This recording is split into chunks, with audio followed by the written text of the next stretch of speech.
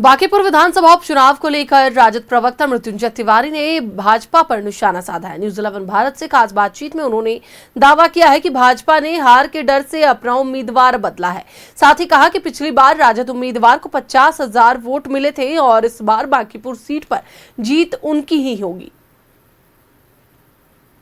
देखिए, त्रिकोणीय मुकाबला नजर आ रहा है। एक तरफ प्रशांत किशोर, दूसरी तरफ एनडीए के उम्मीदवार नीरज कुमार सिन्हा और तीसरी उम्मीदवार आरजेडी की रेखा गुप्ता है।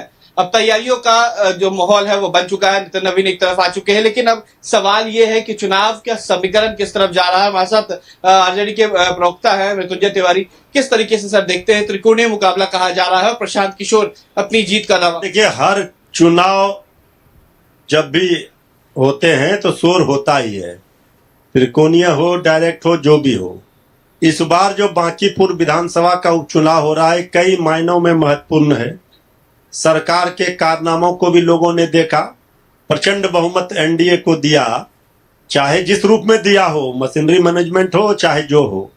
लेकिन इसके बाद क्या हुआ ये भी जनता के सामने है। किस तरह से आदरणीय नीतीश कुमार जी को हटा दिया गया, जनता का आक्रोश भी है। अब पिछले बार 2025 चुनाव में हमारे उम्मीदवार रेखा गुप्ता जी को लगभग 50,000 वोट आए थे।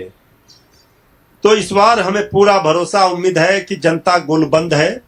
जनता सरकार को सबक सिखाएगी और रेखा गुप्ता जो राष्ट्रीय जनता दल की उम्मीदवार हैं, महागठबंधन की उम्मीदवार हैं, उनके पक्ष में मतदान करेगी। और 3 अगस्त बीजेपी का किला बांकीपुर होगा ध्वस्त।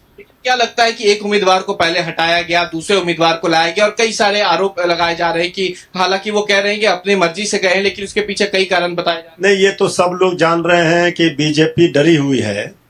ये सीट पर बीजेपी पहली बार ये हुआ होगा, उदाहरण है जो नामांकन के बाद किसी प्रत्याशी ने अपना नाम वापस लिया। कारणों को लेकर के कई अटकलें लगाई जा रही है, कयास लगाए जा रहे हैं, हमें उस पर नहीं जाना है। लेकिन बीजेपी ने फिर जो उम्मीदवार दिया दूसरा अपना, उसको लेकर भी कई तरह की बातें चल रही हैं।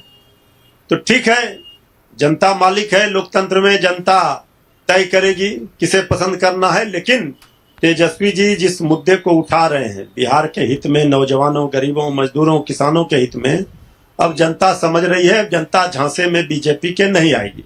सवाल है कि प्रधानमंत्री भी आ रहे हैं, गृह मंत्री भी आ रहे हैं प्रचार करने। क्या लग रहा है बांकीपुर सीट जीतना इतना ज्यादा मुश्किल हो गया बीजेपी? आदरणीय प्रधानमंत्री जी आ जाएं, गृह मंत्री जी आ जाएं, जो भी आ जाएं, इससे पता चलता है कि बीजेपी को किस तरह डर सता रहा है हार का। और अगर एक उपचुनाव में जहां इनकी इतना स्पष्ट बहुमत के साथ सरकार है, अगर वहां प्रचार करने आदरणीय प्रधानमंत्री जी आ रहे हैं, तो इसका मतलब है कि हमारी जीत निश्चित है। बीजेपी के उम्मीदवार में वो दम नहीं है जो बांकीपुर की जनता को पसंद हो।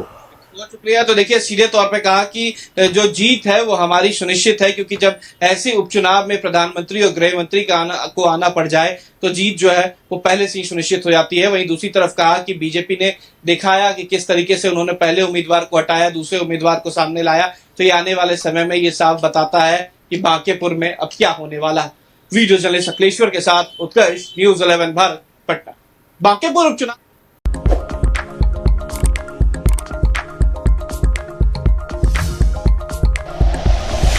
Like and share videos, subscribe करें हमारा चैनल और प्रेस करें बेल आइकॉन।